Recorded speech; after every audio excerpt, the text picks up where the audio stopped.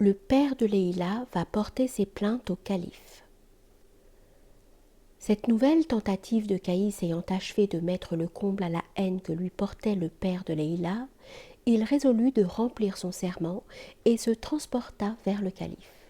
« Prince des fidèles, lui dit-il, c'est pour te demander justice contre un jeune téméraire de la famille des Amérites que ma voix suppliante s'élève aujourd'hui vers toi.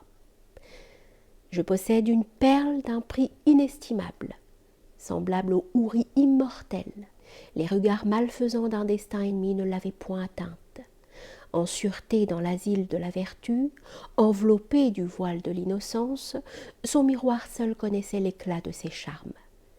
Les riches bandelettes dont elle ceint son front virginal avaient seules affleuré ses timides appas. Mais depuis qu'un certain Caïs, insensible à toutes les lois de la pudeur, et qui se fait gloire du surnom de Majnoun, a découvert sa retraite et célèbre dans ses vers amoureux la passion injurieuse dont il s'est dépris pour elle. Le nom de ma chère Leïla, ce nom dont j'étais glorieux et qui reposait avec délice dans mon cœur, est prononcé par 1000 bouches profanes, et il n'y a pas une seule assemblée dans tout le pays où ma famille ne soit devenue le sujet des fables les plus outrageantes. Le seuil de notre habitation, où sans nulle permission il s'introduit furtivement, s'est usé sous ses pas dans ses visites fréquentes. Si je lui en interdisais l'entrée le matin, c'est à la faveur des ténèbres qu'il cherchait le soir à tromper ma surveillance. Et déçu encore dans ce nouveau dessein, c'est de l'habitation d'une femme qui demeure dans notre voisinage, et dont il avait trompé la crédulité qu'il méditait de nouveaux attentats. Toi seul, ô prince des fidèles, peux venir à mon secours.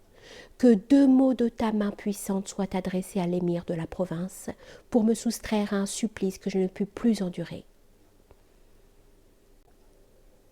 Le calife, informé de sa situation, lui remit avec bonté le firman qu'il lui demandait.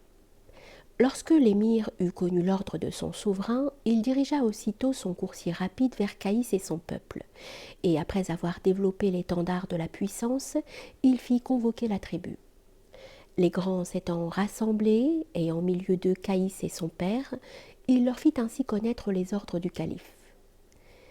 Il est défendu à Caïs, surnommé Majnoun, qui se vanta en tout lieu de son amour insensé pour Leïla, d'enfreindre plus longtemps les lois de la justice et de l'honneur, de célébrer dans ses vers amoureux une beauté sur laquelle il ne peut avoir aucun droit, de diriger de nouveau sa chamelle vers la tente où elle repose, et d'en assiéger impudemment la porte contre l'aveu de sa famille. Il lui est ordonné de ne plus s'éloigner de sa tribu et de ne jamais prononcer le nom de Leïla dans l'assemblée de ses amis. Et de plus, il est averti que s'il ose enfreindre ses ordres, sa vie est entre les mains du premier qui s'en rendra le maître, sans que nul puisse l'accuser ou demander vengeance de sa mort. À cette sentence aussi cruelle qu'inattendue, toute l'assemblée se tourna vers Caïs. « Tu viens toi-même de l'entendre, cette sentence irrévocable, » lui dirent ses amis avec une profonde douleur. « Quel espoir pourrait-il te rester encore ? Oseras-tu résister à cette défense émanée du pouvoir suprême ? À la discrétion du père farouche de Leïla, ton sang sous son glaive ennemi coulerait sans vengeance. Une main odieuse s'emparerait de toutes tes richesses. Au nom d'un père qui t'adore, au nom de la mère la plus tendre, renonce, nous t'en conjurons, à cette flamme funeste que semble réprouver le destin. » « Et qu'a de commun le calife avec mon amour ?» s'écria Majnoun, s'agitant dans sa douleur comme un serpent atteint d'une blessure mortelle. « Son bras puissant peut-il l'arracher de mon cœur ? Non, semblable aux colombes immortelles dont le nid repose mollement parmi les branches tutélaires du sidra impérissable, son épervier sanguinaire ne pourra diriger son vol jusqu'à lui.